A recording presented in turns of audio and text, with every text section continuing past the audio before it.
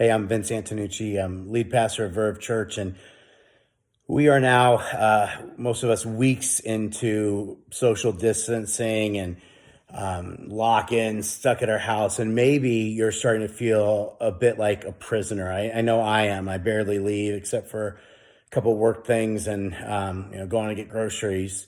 And for some of us, it's worse, right? Like you're feeling like a prisoner because of your financial situation. Maybe you've been laid off or furloughed, and you are kind of feeling backed into a corner financially. You don't know what's going to happen. Um, Not good times. But I want to tell you about a guy in the Bible named Paul. Maybe you've heard of him. And there's a letter he wrote called Philippians. And in this letter, Philippians, the theme is joy. He, throughout the letter, talks about, I have joy. And he tells the people reading it, rejoice in the Lord always. I'll say it again, rejoice.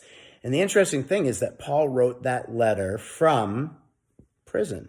He was in prison. He was waiting, probably he thought, to be executed. And his theme was joy.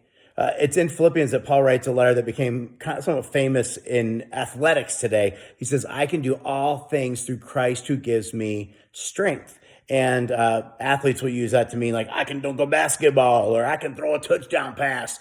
But when Paul wrote, I can do all things through Christ who gives me strength, he was talking about his ability to have joy and contentment no matter what his circumstances, even in prison. And so I just want to encourage you that even though things are bad, you can choose joy. You may not be able to do that on your own, but through Christ who strengthens you, if you keep a vital connection with him, you can choose joy even when you're stuck in prison.